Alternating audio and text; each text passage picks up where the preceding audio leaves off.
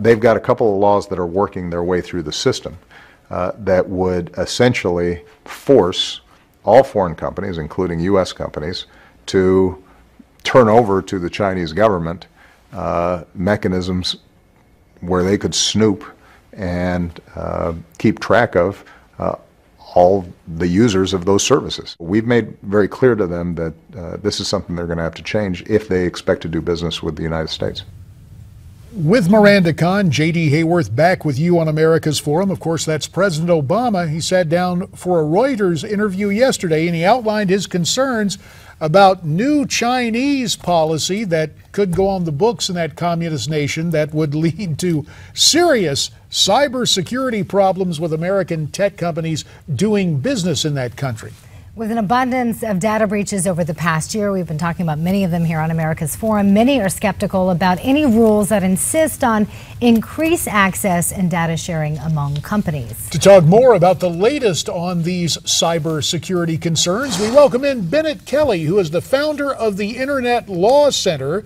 You can visit his website at internetlawcenter.com. He's Skyping in this morning from Santa Monica, California. There's a look at the website. And Bennet, we get another look at you. You know, the Chinese already set it up. If you're going to do business there, they have majority control of an American company there. Now they want access to all the secrets. And I guess if they can't get it, quote, legally, they're going to continue to steal them via hacking? Well, it has been a major problem. You know, the direct access by the Chinese People's Liberation Army of actually engaging in hacking on U.S. targets, U.S. business targets. And this new law is very troubling. I mean, basically, it would allow them a back door to any U.S. technology company operating there. Now, Reuters recently interviewed the vice president of commercial markets for Lockheed Martin, and during that interview, she says Lockheed's commercial cyber division has actually doubled its clients over the past year. Lockheed Martin is the Pentagon's #1 supplier. So in your mind, because I know that you are actually one of 3 private sector lawyers selected by the U.S. Department of Commerce to be a part of the U.S. delegation to China, do you believe cybersecurity has become the world's biggest threat? It's become a major threat for the economy. And one thing to remember is a lot of times small to medium-sized businesses are targeted. 60% of them do not last past 6 months in the event of a data breach. So it's becoming increasingly a problem. We just had the Anthem Blue Cross breach, and medical breaches are more severe because the information contained in our medical files is gold for those who want to engage in identity theft.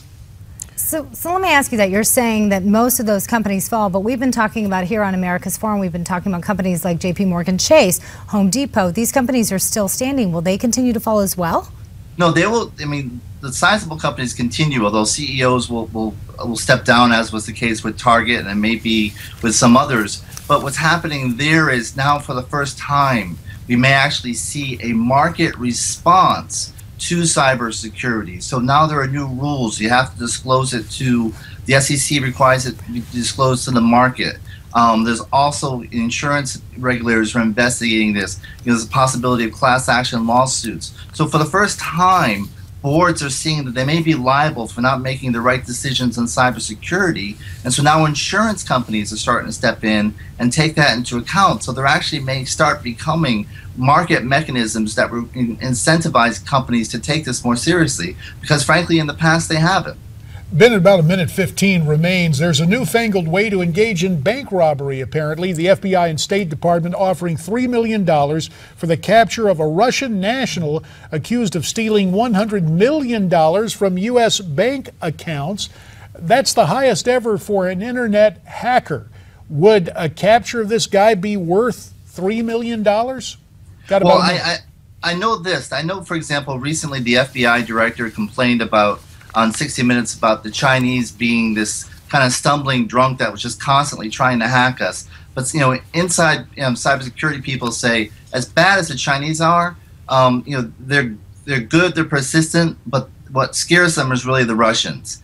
And so someone like this, getting them in captivity would be a major progress. It would be a coup for the government to get that. And frankly, you know, this is a connected world. When you put $3 million on the table, the world gets a lot smaller for that gentleman. But in one word, if you will, is it too little, too late? We have to do something. We are starting from a deficit, but we made great strides, I think, in the last 5 years. There's a lot more awareness about it, but yes, we are playing catch up. And also, the Snowden affair hurt us. Mindful of that, Bennet Kelley, I got a feeling we'll be calling on you in the days ahead. We thank you for your time this morning. Back with our political panel after this.